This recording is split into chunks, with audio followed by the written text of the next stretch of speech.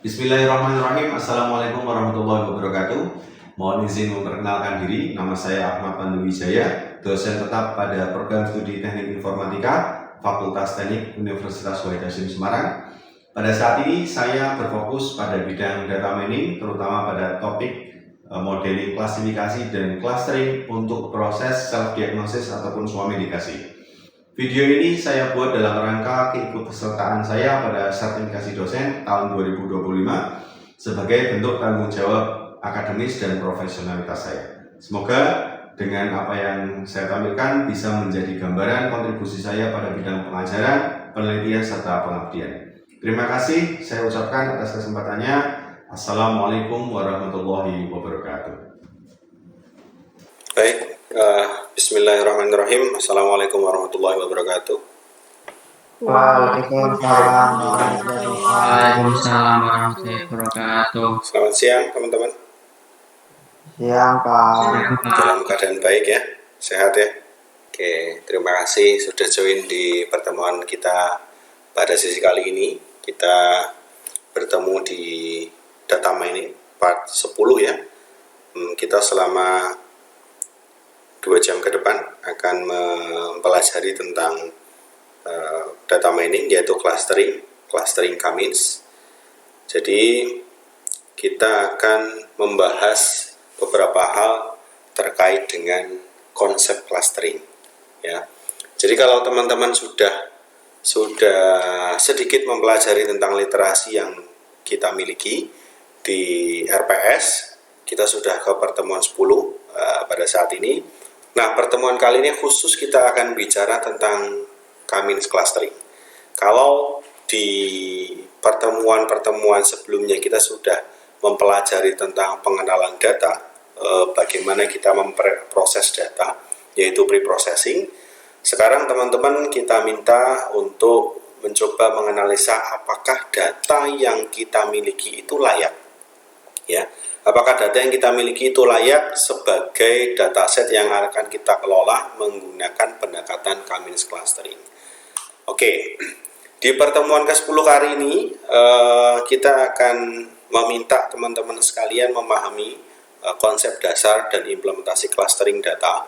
Jadi dari dataset yang pertama itu yang dulu kita lakukan preprocessing, teman-teman sudah harus bisa mengolah setelah pertemuan ini, dan secara khusus teman-teman akan diminta untuk memahami bagaimana cara menganalisa clustering, apakah data yang kalian miliki itu cocok menggunakan pendekatan clustering atau klasifikasi. Kemudian teman-teman juga diminta untuk paham dan tepat dalam melakukan clustering, baik clustering berbasis partisi ataupun hierarki. Jadi jangan sampai kita miss atau tidak mengetahui ciri-ciri dari dataset yang layak kita lakukan pendekatan, entah itu clustering atau klasifikasi. Ya, yang berikutnya adalah teman-teman sekalian diminta untuk mampu melakukan validasi clustering dengan mengukur kriteria tertentu.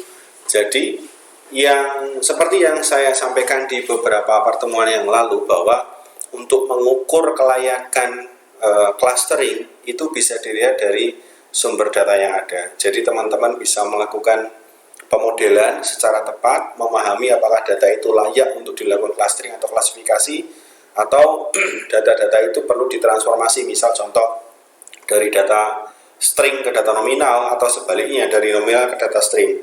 Ada kan beberapa cara atau metode yang bisa kita lakukan, salah satunya normalisasi. Itu teman-teman bisa lakukan sebelum masuk ke proses mining data, baik klasifikasi ataupun clustering.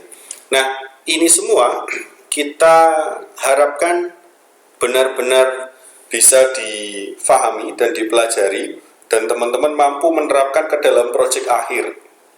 Ya, seperti yang sudah kita sepakati di awal waktu perkuliahan pertemuan 1 dan 2 itu, kita akan melakukan final project pada perkuliahan ini. Jadi setiap pertemuan ini nanti akan menjadi progres bagi teman-teman sampai mana kalian mengerjakan tugas, dan akhirnya nanti akan dalam bentuk paper atau publikasi dan dalam bentuk presentasi. Teman-teman jangan lupa untuk segera mengerjakan tugas proyek akhirnya.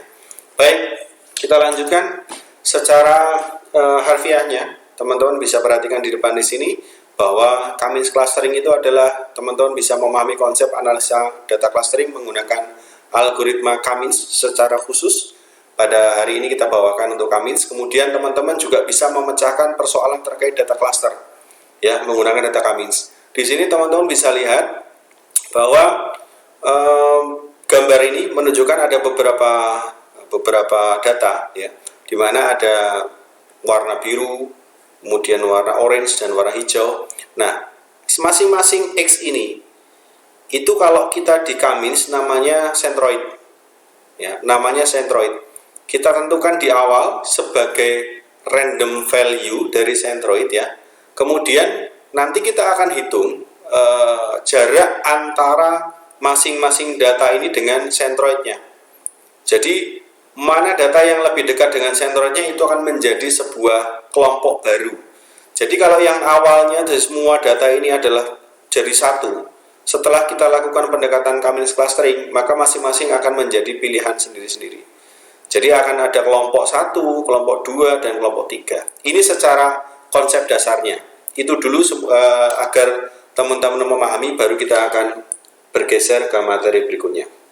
Nah, kemudian apa sih fungsinya dari teman-teman mampu untuk melakukan clustering atau pengelompokan menggunakan Cummins pada khususnya? Teman-teman bisa nyaring informasi atau mengambil informasi dari data yang sifatnya unpredictable, data yang besar atau jumlahnya banyak. Kalau kita bilang itu nggak bisa kita kelompokkan hanya dengan baca satu persatu, mungkin akan butuh waktu yang sangat lama. Maka teknik clustering ini terutama dengan Cummins teman-teman bisa melakukan itu dengan sangat cepat. Nah, secara pengertian ya, proses pengelompokan ini adalah sekumpulan objek ya, yang nantinya akan sedemikian rupa dikelompokkan ke dalam satu kelompok, memiliki besaran yang lebih tinggi atau sama lain daripada objek di kelompok lain. Jadi kita menekankan pada perolehan nilai yang berbeda antara kelas satu dengan kelas yang lainnya. Jadi nanti akan sangat berbeda ketika kita sudah menemukan pola yang memang kita bentuk menggunakan Cummins clustering.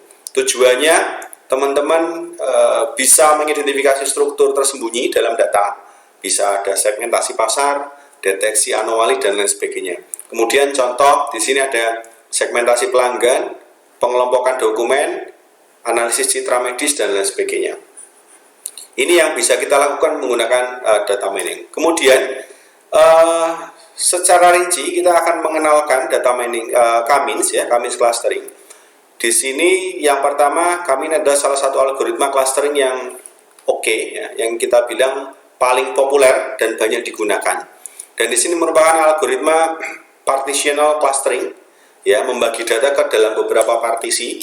Kemudian intinya adalah mengelompokkan data ke dalam K ya. Jadi ini nanti yang kita tentukan teman-teman di awal. K-nya akan kita tentukan dulu di awal, sehingga nanti seluruh data yang ada di tuple kalian, yang ada di dataset kalian akan ikut dengan K yang sudah kita tentukan. Nanti kita akan tahu setelah teman-teman meminta saya tunjukkan tentang perhitungan manualnya. Nah, ini yang perlu teman-teman garis bawahi. Paling penting di sini, kita menentukan jarak ya, antara K atau K yang kita tentukan di awal dengan masing-masing data itu menggunakan rumus ini. Ya, menggunakan rumus ini. Namanya Euclidean distance ya. Dengan rumus akar X2 min X1 kemudian dikuadratkan ditambah dalam kurung Y2 min Y1 dikuadratkan. Oke, ini harus teman-teman pahami dan harus teman-teman catat ketika nanti teman-teman mengerjakan clustering secara manual. Nah, harapan saya persamaan ini nanti kalian terapkan dalam source code sebagai tugas akhir kalian, sehingga nanti ditampilkan dalam bentuk coding ya di depan kelas. Jadi nanti kalau ada yang mau menggunakan Kamis, nanti tolong rumus ini dimasukkan ke dalam perhitungan atau coding yang kalian buat. Oke, cara kerjanya algoritma Kamis. Ya. Yang pertama, inisiasi. Kita tentukan dulu sentroid awal ya secara acak. Secara acak ya. Kita tentukan sentroid awal secara acak. Kemudian kita tugaskan klaster, setiap titik data dialokasikan ke klaster yang sentroidnya paling dekat. Kemudian setelah penugasan klaster, sentroidnya diperbarui lagi. Ya, kemudian ulangi ini sampai 2 atau 3 kali sampai sentroid tidak lagi berubah. Ya, tidak lagi banyak berubah. Jadi kalau tadi secara konsep di sebelumnya saya sampaikan K itu ditentukan secara random. Pertama ditentukan secara random, kemudian berikutnya itu sudah mengikuti perhitungan yang ada di Kamis clustering. Sebagai contoh, saya punya 1, 2, 3, 4, 8 data ya. Saya punya 8 data di sini. Ini adalah hasil. Hasil dari mana? Hasil dari akar dari X2 kemudian dikurangi X1 dikuadratkan ditambah dengan Y2 kurangi Y1. Sebenarnya X2 dan X1 ya, X2 dan X1 itu adalah V1 ya. V1 yang di sini terhadap sentroid, sorry, tadi saya salah, bukan terhadap ini, tapi terhadap sentroid ya. Masing-masing ini akan mendapat giliran untuk dikurangkan ya, untuk dikurangkan terhadap sentroid. Jadi data pertama terhadap sentroid ini ya, data kedua terhadap sentroid ini, dan seterusnya, data ketiga juga terhadap sentroid ini. Jadi masing-masing data pertama itu akan ada 2 kali iterasi karena akan ada sentroid C1 dan C2. Data kedua juga akan ada pengurangan terhadap C1 dan C2. Berarti masing-masing data itu akan ditentukan jaraknya berdasarkan sentroid yang ditentukan. Kemudian nextnya kita akan bergeser. Kalau teman-teman sudah melakukan pengurangan menggunakan rumus yang tadi, yang akar X2 min X1 tadi, kita akan ketemu hasilnya.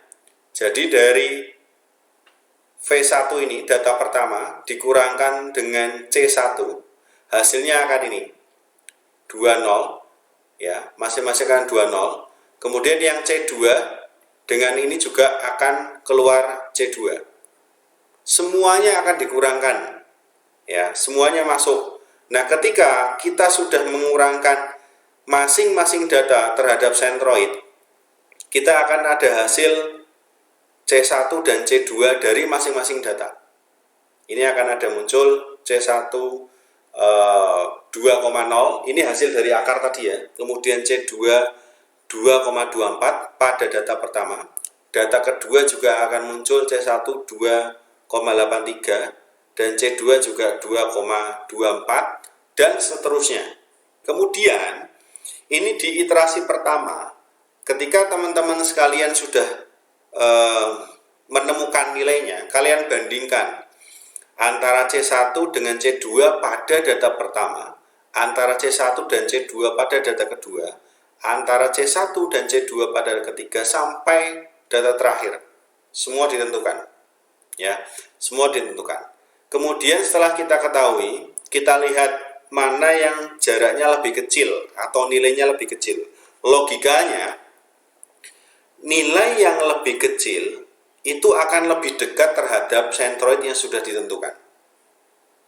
Ya, nilai yang lebih kecil itu akan semakin dekat dengan sentroid yang sudah ditentukan. Jadi nanti akan kita dapatkan dari data pertama ternyata C1 ini akan masuk ke dalam C1. Kemudian dari data kedua kita akan mendeskripsikan bahwa data ini masuk ke klaster 2. Kemudian data ketiga, kita akan lihat bahwa ini akan masuk ke klaster 2. Dan seterusnya, data keempat masuk ke klaster 2, data kelima masuk klaster 1, data ke-6 masuk klaster 2, data ke-7 masuk klaster 1, dan data ke-8 masuk ke klaster 2. Ya. Jadi ini masing-masing ini nanti akan menjadi sebuah magnet, bahasanya gitulah. Bahasanya adalah magnet. Jadi masing-masing data ditentukan jaraknya berdasarkan C1 dan C2, klaster 1 dan klaster kedua. Ya. Nah, setelah ini ditentukan, ini iterasi pertama, sudah selesai atau belum? Ternyata belum. Kita harus memastikan bahwa tidak ada perbedaan klaster atau perubahan klaster dari setiap iterasi. Caranya gimana? Kita akan tentukan sentroid baru. Nah, ini kan teman-teman sudah bisa lihat ya. Jadi dari 8 data akan ada 2 klaster. Ini ada 1, 2, 3. Ada 3 data yang masuk ke klaster 1, sisanya masuk ke klaster 2. Ya. Next. Kita akan cari sentroid baru. Kita kelompokkan sekarang. Data mana saja yang masuk ke klaster 1? Itu ada data 1, kemudian data ke-5, kemudian data ke-7. Maka kita inventaris di sini. Ya, kita inventaris di sini. Kemudian yang C2, yang masuk C2 ada data nomor 2, data nomor 3, data nomor 4, data nomor 6, dan data nomor 8. Maka kita akan inventaris di sini. Kemudian untuk menentukan sentroid barunya teman-teman, V1 dan V2-nya tinggal ditambahkan saja, dicari rata-ratanya. Kalau ini C1 yang tergolong dalam C1, V1-nya ditambahkan. Ada data ini 1 ditambah dengan 1 ditambah dengan 1, kemudian dibagi 3. Maka ketemu di sini adalah 1. Ya. Kemudian yang V2 kita cari juga di dalam C1. 3 tambah 2, ya, terus kemudian tambah 1, ya, dibagi 3, maka ketemulah 2 di sini. Oke, kita sudah temukan nilainya untuk C1, yaitu 1 dan 2. Kemudian kita juga akan lakukan hal yang serupa dengan C2. C2 juga kita akan lihat V1-nya kita tambahkan. Ya, di sini ada 3 tambah berapa? 4, kemudian tambah 5, tambah berapa lagi nih? 4 tambah 2. Ya, kemudian kita bagi jumlah data yang terhubung ke klaster 2, yaitu dibagi 5. Ketemulah 3,6. Kemudian ada lagi yang V2 juga kita tambahkan 3 tambah 3 tambah 3 tambah 2 tambah 1. Ketemulah hasil ini menjadi 2,4 atau 2,4. Oke, kita sudah temukan. Ini nanti akan menjadi sentroid baru. Kemudian kita akan ganti sentroidnya. Ya, kita ganti berdasarkan ini tadi, berdasarkan nilai yang sudah kita cari tadi. Kita ganti menjadi sentroid 1 itu nilai 1 dan 2, sentroid 2 itu nilainya 3,6 dan 2,4. Ya, kita hitung lagi di klaster kedua. Saya ingatkan rumusnya, yaitu ada X kuadrat kemudian dikurangi X1 dikuadratkan tambah Y2 dikurangi Y1 dalam kurung kuadrat. Rumusnya sama. Ya, lagi-lagi yang X2 ini, ya, yang ini kemudian dikurangi ini dikuadratkan sama. Ya, masing-masing terhadap masing-masing sentroid, semuanya dikurangkan. Maka setelah sentroid ini dirubah dan dikurangi, ya, terhadap masing-masing data, kita akan menghasilkan nilai yang baru. Teman-teman bisa lihat perbedaannya. Ya, kalau yang tadi ini hasil awalnya seperti ini, yang saya lingkari. Yang kedua, berikutnya kita akan ada hasil baru. Saya boleh tanya, kira-kira kenapa kita bisa menemukan hasil hasil klaster yang baru? Kira-kira kenapa? Ada yang tahu? Kok hasilnya bisa beda gitu? antara hasil yang ini dengan hasil yang sebelumnya, dengan yang ini? Karena centroid yang digunakan berbeda, Pak. Karena centroid yang digunakan berbeda dan kita menghasilkan centroid baru, tidak mengikuti centroid random yang pertama. Sip, good. Berarti langsung kita hitung saja menggunakan rumus yang ada hasilnya ini. Data pertama memiliki C1 1.0, kemudian C2-nya 2,67. Kemudian data kedua memiliki C1 2,24 dan C2-nya 0,85 dan seterusnya sampai data ke-8 kita kurangkan sehingga dia punya C1-nya 141, kemudian C2-nya 2,13. Lagi-lagi kita harus lihat dan kita harus inventaris lagi dari C1 dan C2 di setiap data, kita lihat mana jarak yang paling pendek. Ternyata data pertama kita ada C1 lebih kecil, jadi ini masuk ke klaster 1. Data kedua dia masuk ke klaster 2, ya, yang saya birui secara khusus ini adalah jenis klasternya. Kemudian yang ketiga ada juga masuk ke klaster 2, yang keempat kemudian ini masuk ke klaster 2, yang kelima juga masuk ke klaster 1. Data 6 masuk klaster 2, data ke-7 masuk klaster 1, data ke-8 masuk ke klaster 1. Kita lihat, bandingkan di sini sekarang ada 1, 2, 3, 4. Ada 4 anggota klaster 1 dan 4 anggota klaster 2. Otomatis berbeda dengan yang awal tadi. Ya, kalau awal tadi kita ada 1, 2, 3 di klaster 1, sisanya klaster 2, ternyata sekarang berubah. Nah, ini yang membuat kita harus melanjutkan langkah, ya, melanjutkan langkah dengan menentukan centroid baru sampai dengan klasternya tetap, ya, sampai dengan klasternya tetap. Kita lihat, kita tentukan centroid barunya. Caranya sama dengan yang tadi. Kita inventaris di C1, ya, itu ada 1, 5, 7, 8, ya, datanya kita tambahkan di sini. Ada 1, ya, tambah 1, mana ini, tambah 1, kemudian tambah 1, tambah 2, dibagi dengan 4, jumlah data pada klaster 1. V2 juga begitu, 3, tambah 2, tambah 1, tambah 1 dibagi dengan 4 itu jumlah data pada klaster 1. Kemudian yang klaster 2 juga demikian, V1 3 tambah 4 tambah 5 tambah 4, kemudian dibagi jumlah data pada klaster 2 dibagi 4. Kemudian yang V2 juga 3 tambah 3 tambah 3 tambah 2 dibagi 4, ketemulah ini 1,25, 1,75, C2-nya ada 4 dan 2,75. Perbarui, ya. Perbarui centroidnya. Centroid pertama dan centroid kedua.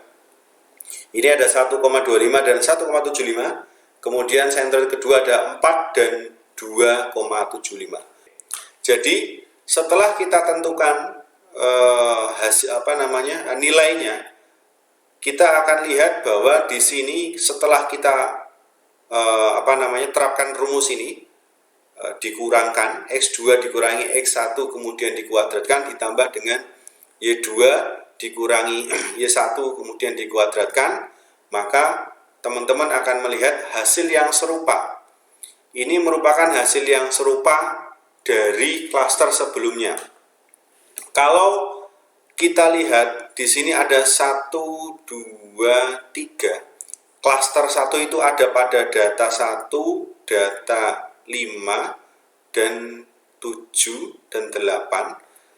Di perhitungan terakhir ternyata sama. Kita ada data 1 pada klaster 1.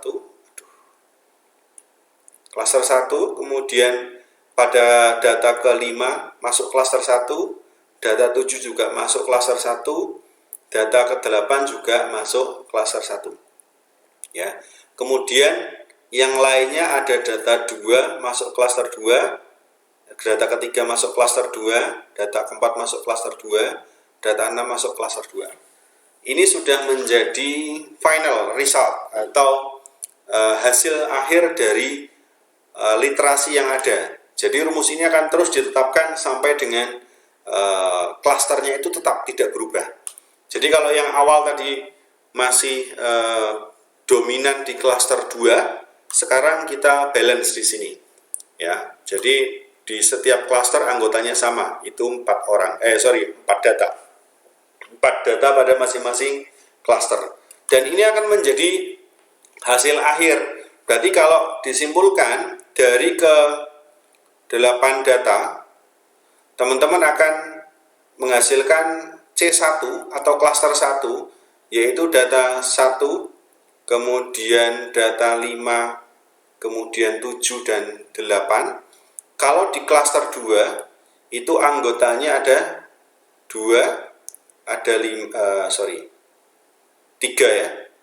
3, kemudian ada 4, kemudian ada 6 ya.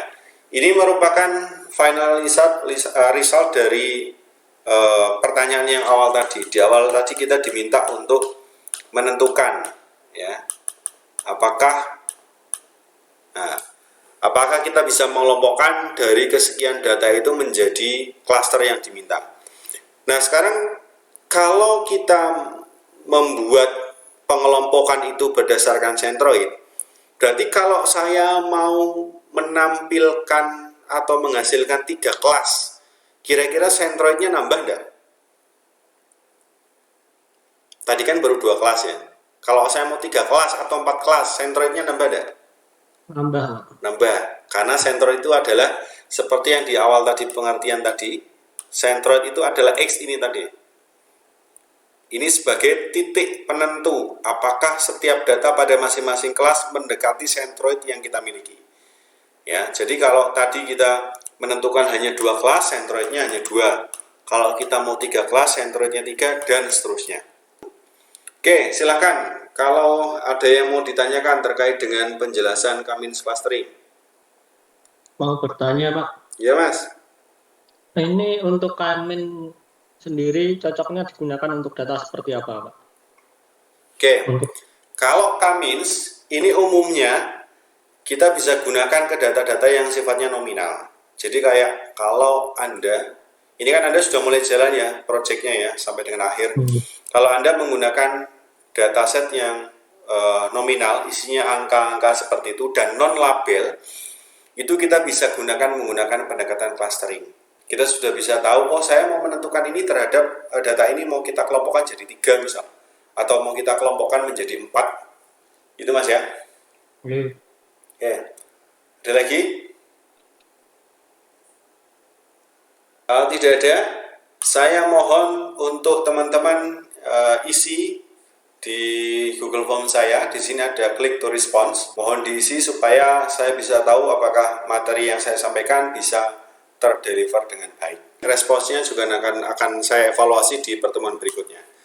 Nah, kesimpulan dari pertemuan hari ini adalah Cummins clustering yang pertama akan menjadi algoritma yang sederhana tapi kuat dalam menentukan, karena tadi nominalnya bulat ketika ciri-ciri di depan itu ada.